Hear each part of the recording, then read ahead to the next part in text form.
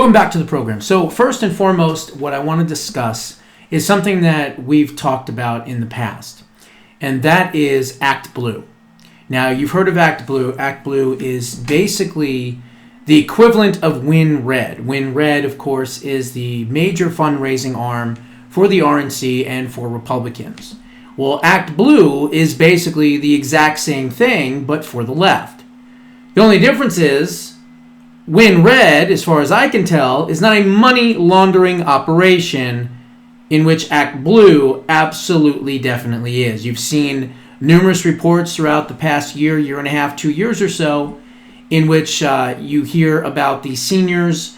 James O'Keefe knocked on people's doors in Maryland, knocked on their doors and said, "Hey, is this your donation? Is this what you put on this?" And they're like, "No, I've never seen that before." So what they've been doing is they get a signature, they get a donation from one person, and then they duplicate that without even letting the people know, okay? And then they launder that money to give to their left-wing organizations and to get out the vote operations and to help steal elections and all the other crazy stuff that we know the left does and is capable of doing. Well, at this point right now, they have fired 7 of their top managers.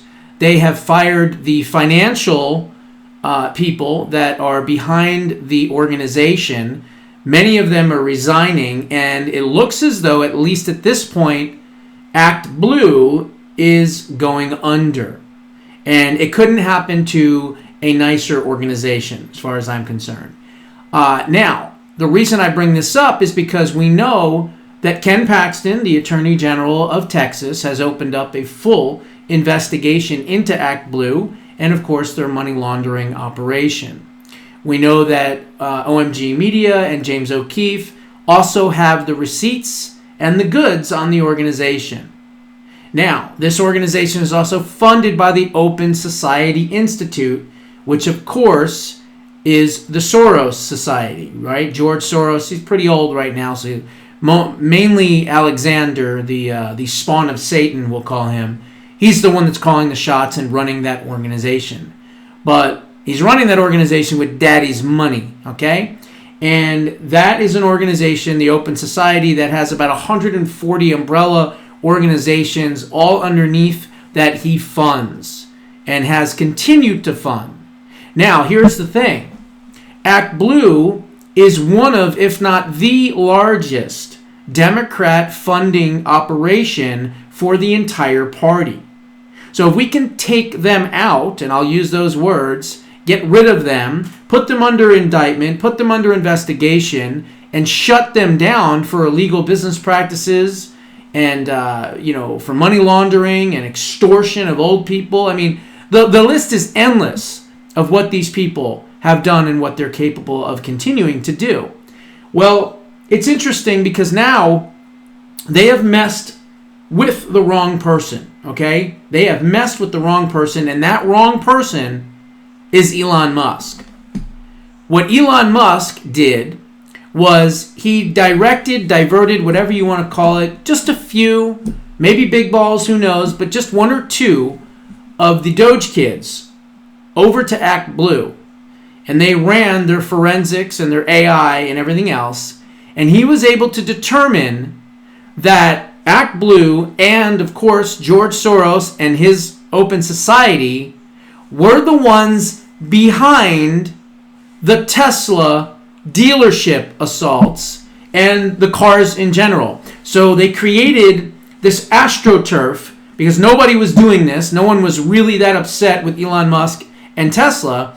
And instead, they organized, like they always do, these protests, and many of them turned violent, and they were attacking some of these Tesla dealerships.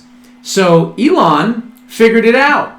And now, guess what? You messed with the wrong person, because Elon Musk now has all the information, and guess where he's going? That's right. He's going to the Department of Justice, and he's getting help on it because the Missouri Attorney General, Andrew Bailey, is also taking a look at this and is going forward with, an investigation towards the Department of Justice. So at this point right now, Pam Bondi has not signaled yet whether or not she's going to take this on, but hopefully she will. Elon Musk reveals the big-name Democratic donors funding the attacks on the Tesla stores. Posting on X's platform that he owns, of course, Musk said that he believes that 5 groups are behind these protests, many of which have resorted to violence. However, these groups are all funded by Act Blue, the troubled Democratic Party fundraising organization backed by the liberal billionaire donors, including, of course, George Soros and the LinkedIn founder Reid Hoffman, another anti-Trumper as well. Investigation has found 5 Act Blue funded groups responsible for the Tesla quote-unquote protest, again, AstroTurf, Troublemakers, Disruption Project, Rise and Resist, Indivisible Project, and, of course, the Democratic Socialists of America, which is a nasty, insidious group that sadly has been around for a while. What's interesting about them is that Kamala Harris, Heels Up Headboard Harris, was extremely close with them. They're close with that other group called the Minnesota Freedom Fund, which was the one that Harris was giving money to get out the rioters and the looters during the George Floyd Summer of Love. So they're all interconnected. But one of the big fundraising arm of that is Act Blue. And so I am doing whatever I can to continue to put the pressure on these people because I want them to take out Act Blue. If they take out Act Blue before the 2026 election, the midterms, and if we can also couple that with getting these illegal aliens out of the country in mass droves, well, it's going to be a hell of a lot harder for them to steal elections. So that's what I'm focused on. So Act Blue funders include George Soros, Reid Hoffman, Herbert Sandler, Patricia Baumann, and Lee Hunt Hendricks. Act Blue, again, is currently under investigation for foreign and illegal donations and criminal violation of campaign finance regulations. This week, 7 Act Blue senior officials resigned, including the Associate General Counsel. The Tesla CEO asked followers to share any additional information with him in any posts in the replies. So from Elon Musk, an investigation has found 5 Act Blue funded groups responsible for Tesla's protests. And then he goes through and he names the people. So this is important because he is now referring them also to Pam Bondi and the Department of Justice. So let's keep our fingers crossed that Act Blue ends up gone.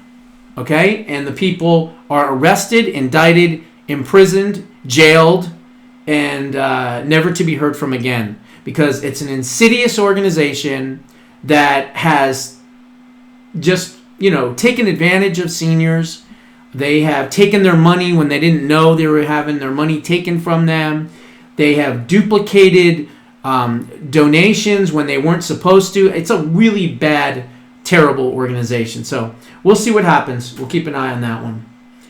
Now, I wanted to cover this too. We're going to do a shorter show tonight because I got a lot of stuff that I got to get to. But this is your government. Now, for the past 3 or 4 years, you may remember from time to time that I've done shows on the age of the senators and the House members in Washington.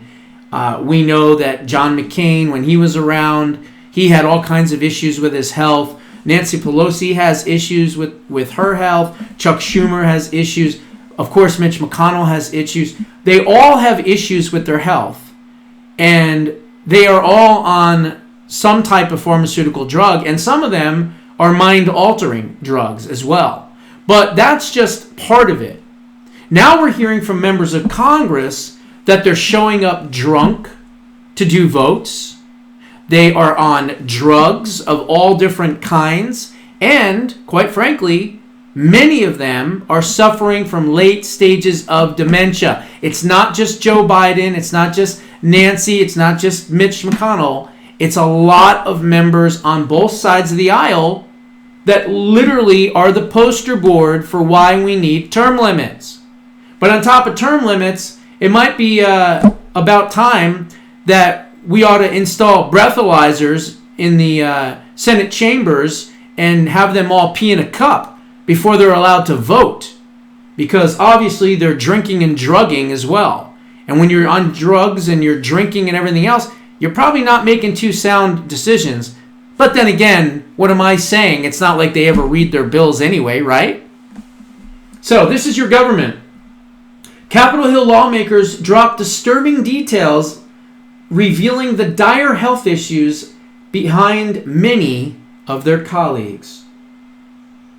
We all know how poorly members of Congress behave and represent the American people, but now lawmakers are dropping damning information alleging revealing and dire situations on how bad Capitol Hill truly is. Let's see. It goes on to talk about, here it is. This is, they're talking about the numerous falls that we have seen from elderly politicians like Representative Nancy Pelosi, who just broke her hip, and of course the freezing Mitch face, McConnell, who freezes all the time. Representative Jim Himes, Democrat, by the way, from Connecticut, told Politico that he knows personally up to a dozen of his colleagues that are in advanced stages of cognitive decline and dementia. And literally, his words, not mine, have no clue what they are voting on. Let me repeat that. A Democrat member of the House of Representatives has said that he knows at least a dozen of his fellow colleagues in the House of Representatives that are in such cognitive decline that they have no clue what they are voting on.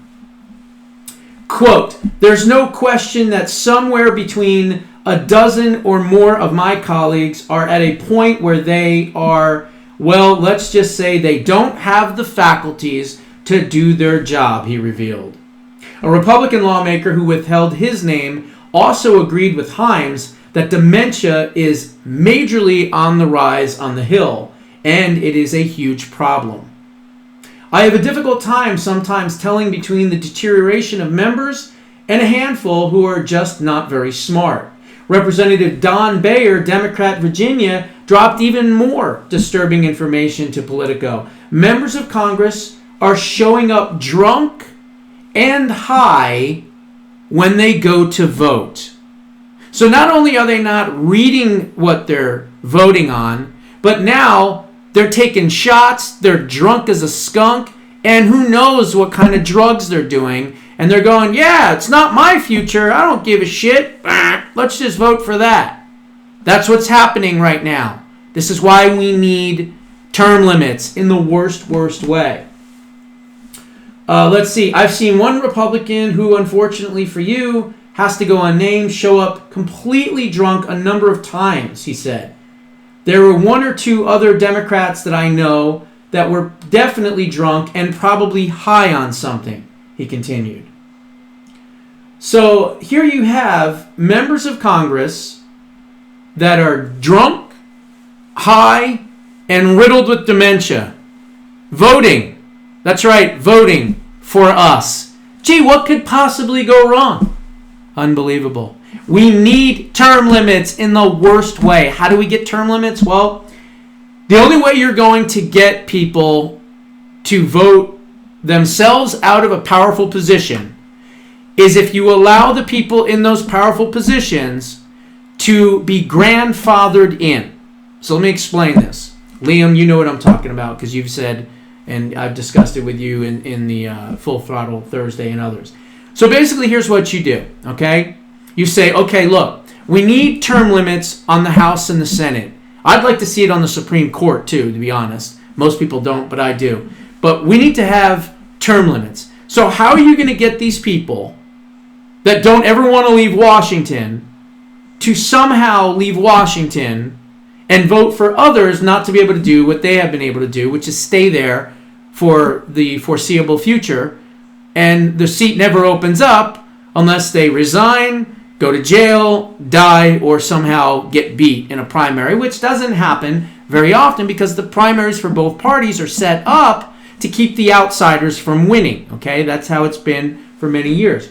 So here's what you'd have to do.